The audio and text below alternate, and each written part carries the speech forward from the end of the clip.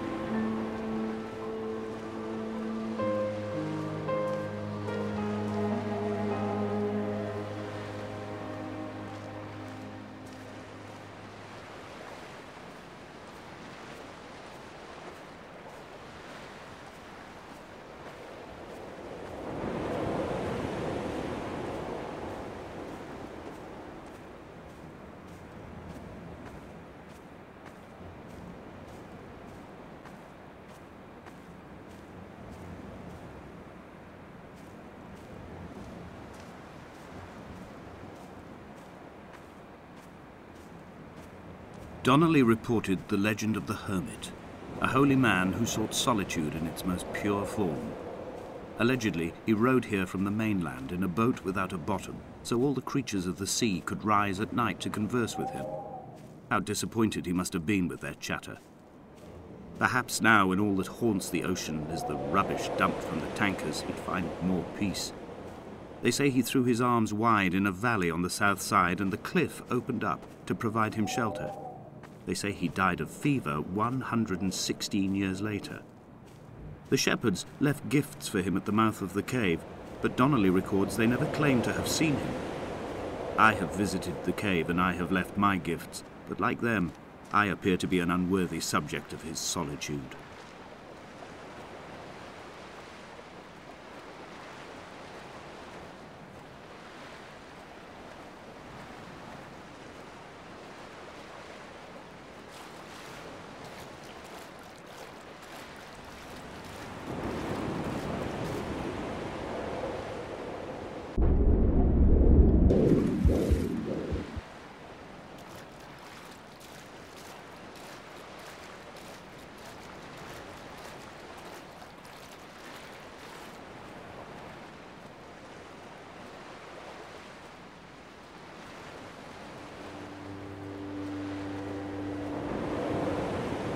Those islands in the distance, I am sure, are nothing more than relics of another time, sleeping giants, somnambulist gods laid down for a final dreaming.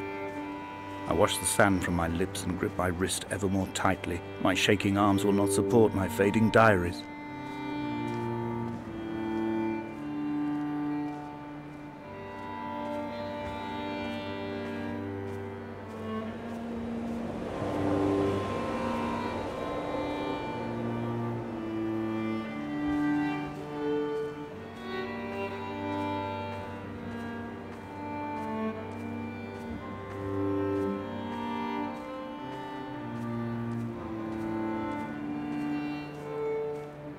Reading Donnelly by the weak afternoon sunlight.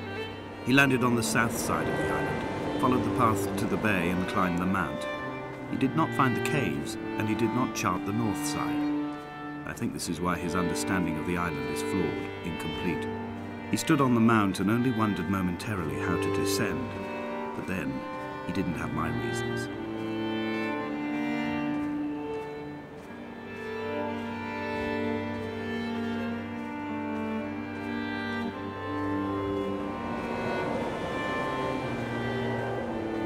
When someone had died or was dying, or was so ill they gave up what little hope they could sacrifice, they cut parallel lines into the cliff, exposing the white chalk beneath. You could see them from the mainland or the fishing boat, and know to send aid or impose a cordon of protection, and wait a generation until whatever pestilence stalked the cliff paths died along with its hosts.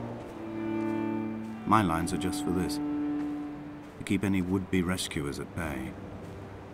The infection is not simply of the flesh.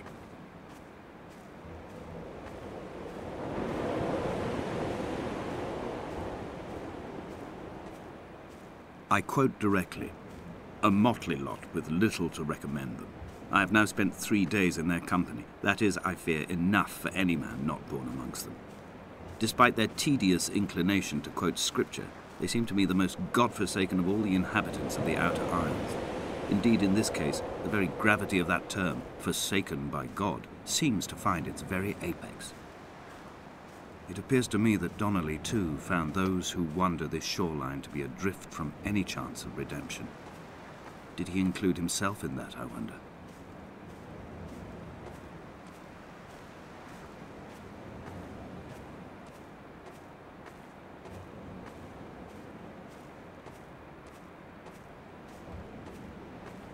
Dear Esther, I met Paul.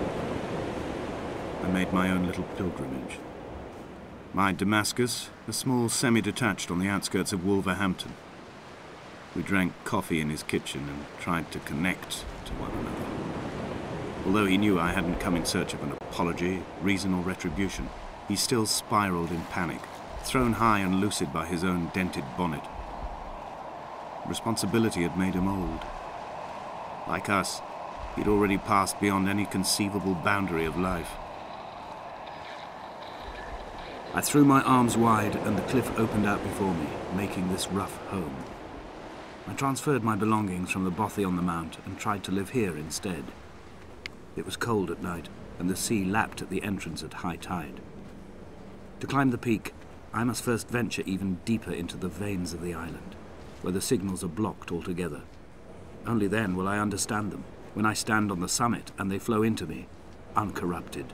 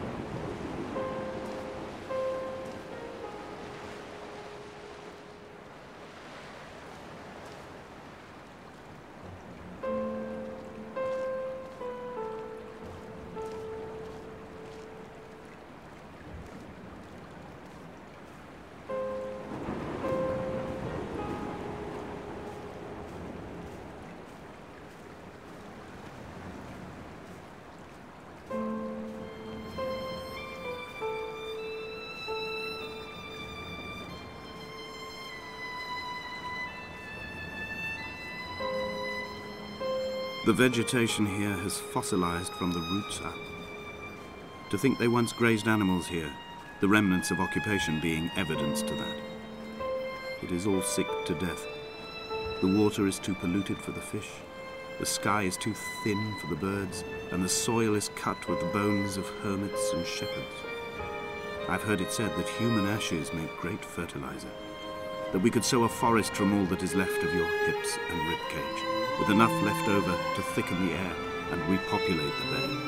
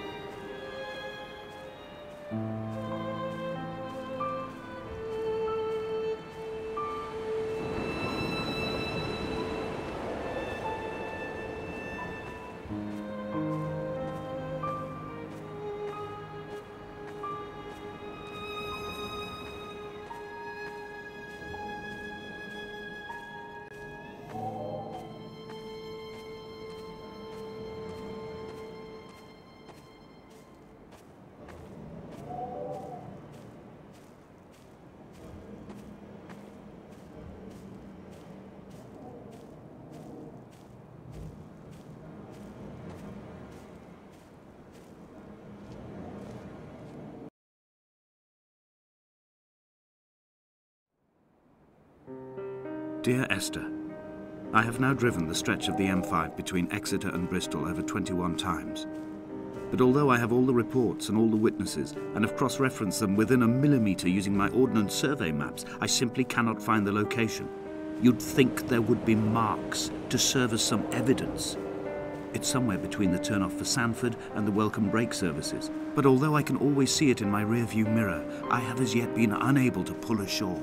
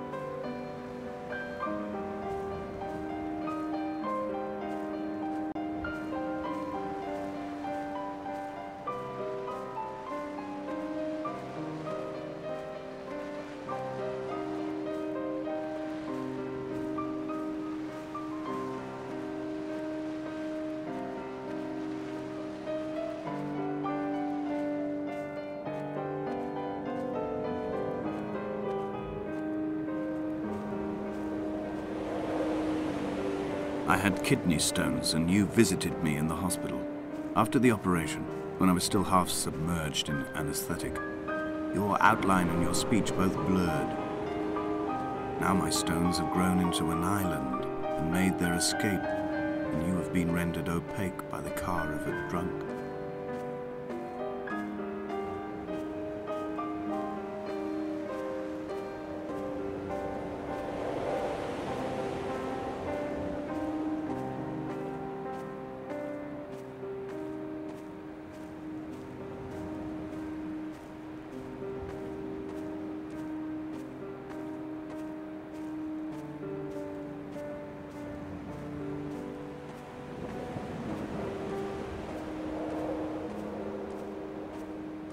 I've begun to climb, away from the sea and towards the center.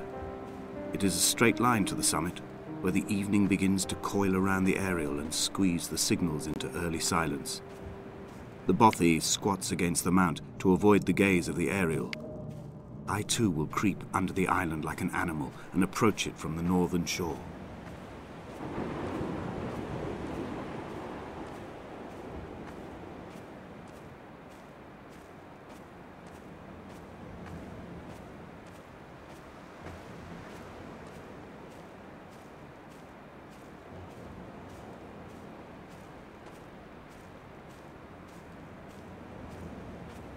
The bothy was constructed originally in the early 1700s. By then, shepherding had formalized into a career. The first habitual shepherd was a man called Jakobsen, from a lineage of migratory Scandinavians. He was not considered a man of breeding by the mainlanders. He came here every summer whilst building the bothy, hoping eventually that becoming a man of property would secure him a wife and a lineage. Donnelly records that it did not work. He caught some disease from his malcontented goats and died 2 years after completing it. There was no one to carve white lines into the cliff for him either.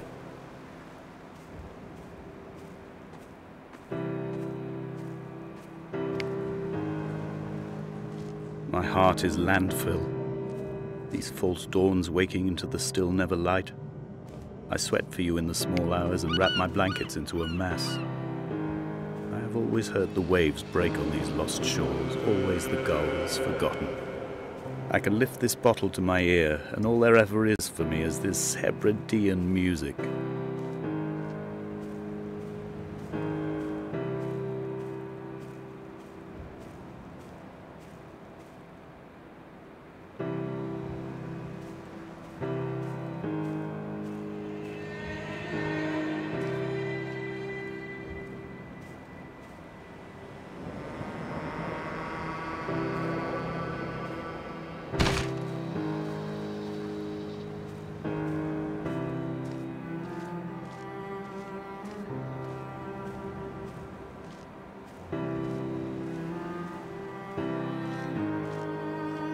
Jakobsen's ribcage, they told Donnelly, was deformed, the result of some birth defect or perhaps a traumatic injury as a child.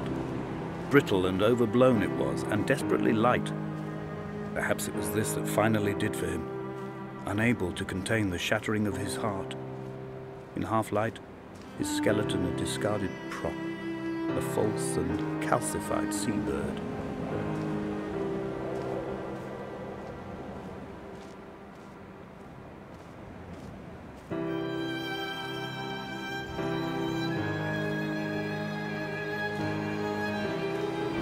They found Jakobsen in the early spring. The thaw had only just come. Even though he'd been dead nearly 7 months, his body had been frozen right down to the nerves and had not even begun to decompose. He'd struggled halfway down the cliff path, perhaps looking for some lost goat, or perhaps in a delirium, and expired, curled into a claw right under the winter moon. Even the animals shunned his corpse. The mainlanders thought to bring it home unlucky. Donnelly claims they dragged it to the caves to thaw out and rot, but he is proving an unreliable witness.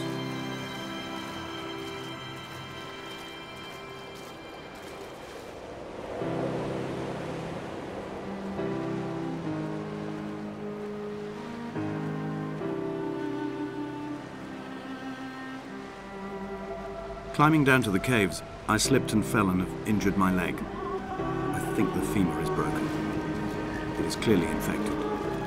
The skin has turned a bright, tight pink, and the pain is crashing in on waves, winter tides against my shoreline, drowning out the ache of my stones. I struggled back to the bothy to rest, but it has become clear that there is only one way this is likely to end. The medical supplies I looted from the trawler have suddenly found their purpose. They will keep me lucid for my final ascent.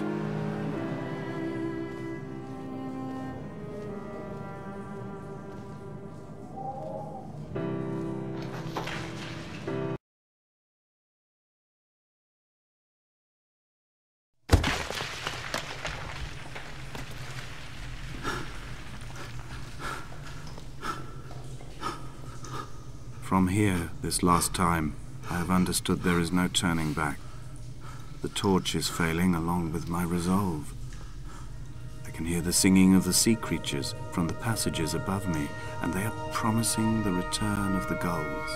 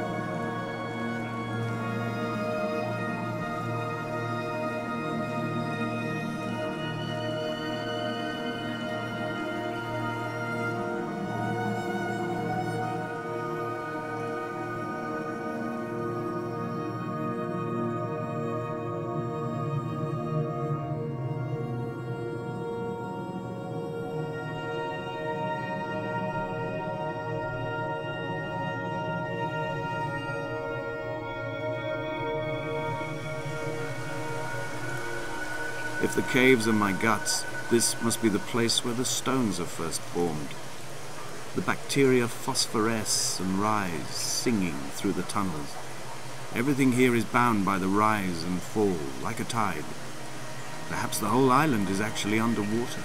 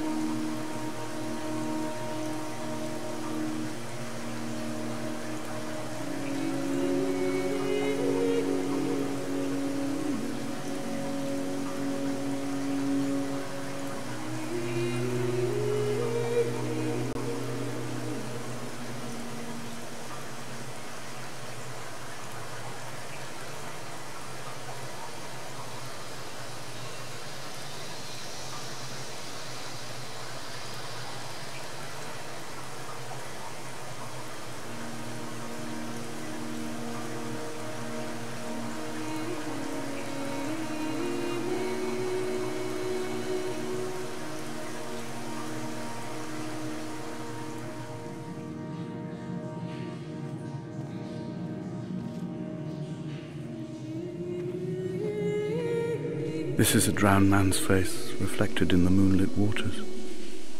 It can only be a dead shepherd who has come to drunk drive you home.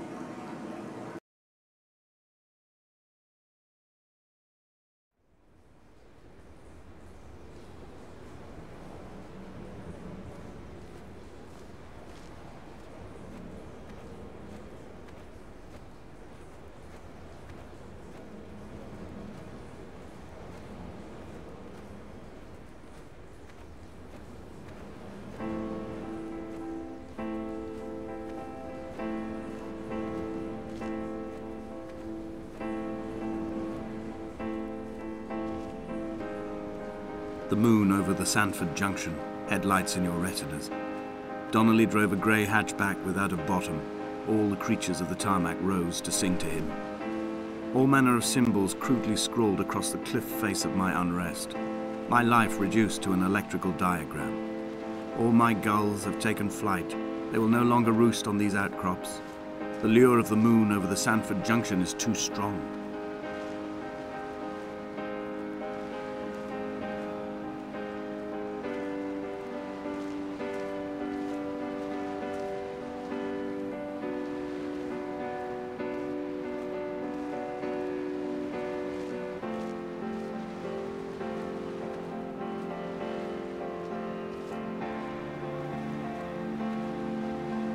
Fire and soil, I chose fire. It seemed the more contemporary of the options, the more sanitary. I could not bear the thought of the reassembly of such a ruin. Stitching arm to shoulder and femur to hip, charting a line of thread like traffic stilled on a motorway, making it all acceptable for tearful aunts and traumatized uncles flown in specially for the occasion. Reduce to ash, mix with water, make a phosphorescent paint for these rocks and ceiling.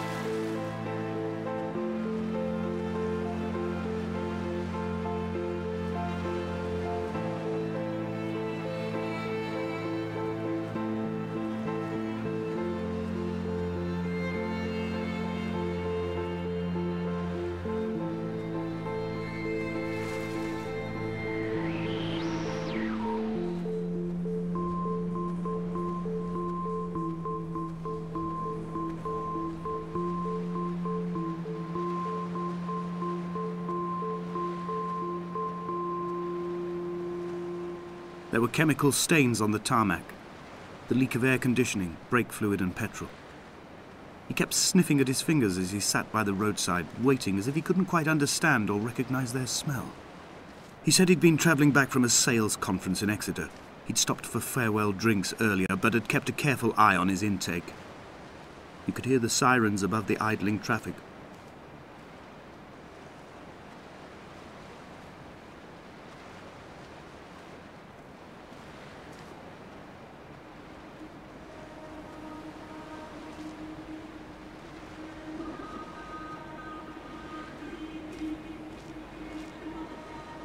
From here, I can see my armada. I collected all the letters I'd ever meant to send to you, if I'd have ever made it to the mainland, but had instead collected at the bottom of my rucksack, and I spread them out along the lost beach. Then I took each and every one, and I folded them into boats. I folded you into the creases, and then, as the sun was setting, I set the fleet to sail. Shattered into 21 pieces, I consigned you to the Atlantic, and I sat here until I'd watched all of you sink.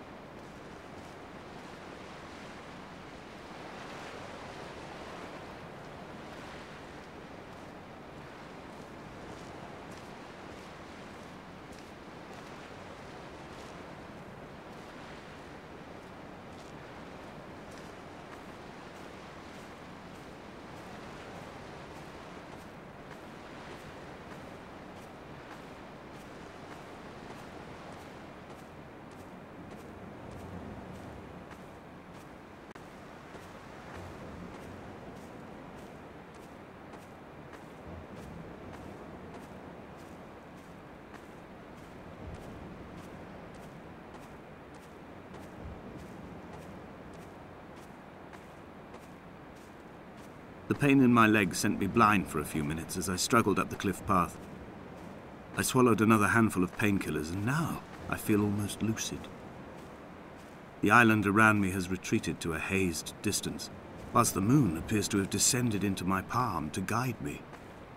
I can see a thick black line of infection reaching for my heart from the waistband of my trousers. Through the fugue, it's all the world like the path I have cut from the lowlands towards the aerial.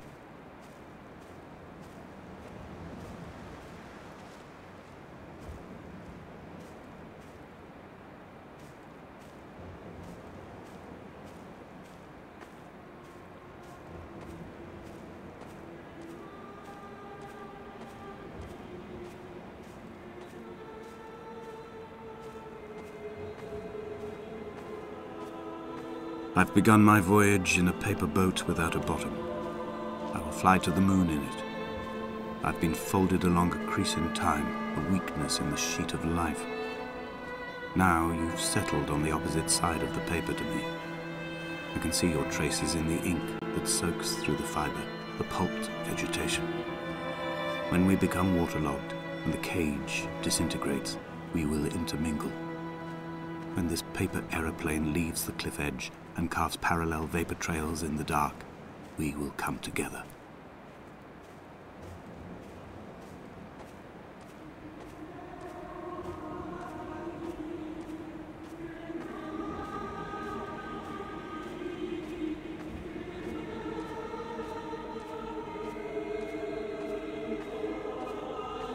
If only Donnelly had experienced this, he would have realized he was his own shoreline, as am I.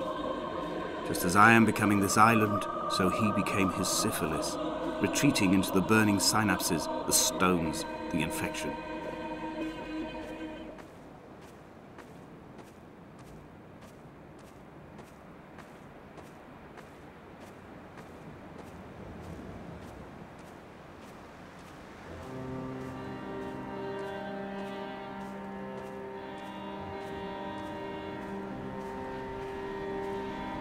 The stones in my stomach will weigh me down and ensure my descent is true and straight. I will break through the fog of these godforsaken pills and achieve clarity. All my functions are clogged, all my veins are choked. If my leg doesn't rot off before I reach the summit, it will be a miracle. There are 21 connections in the circuit diagram of the anti-lock brakes. There are 21 species of gull inhabiting these islands. It is 21 miles between the Sandford Junction and the turn-off for home. All these things cannot, will not be a coincidence.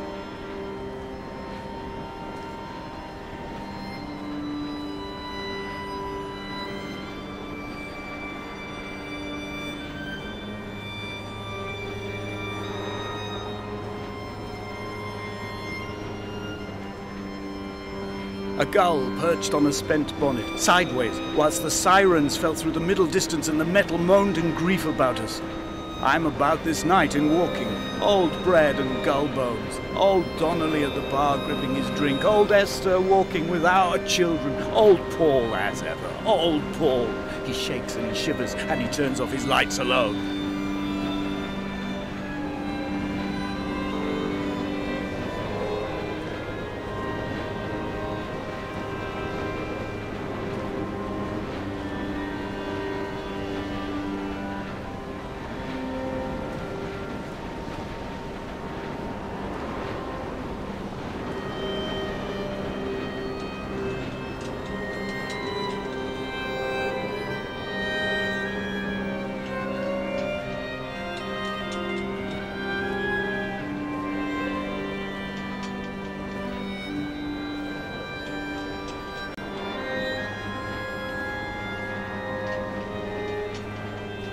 I am the Ariel.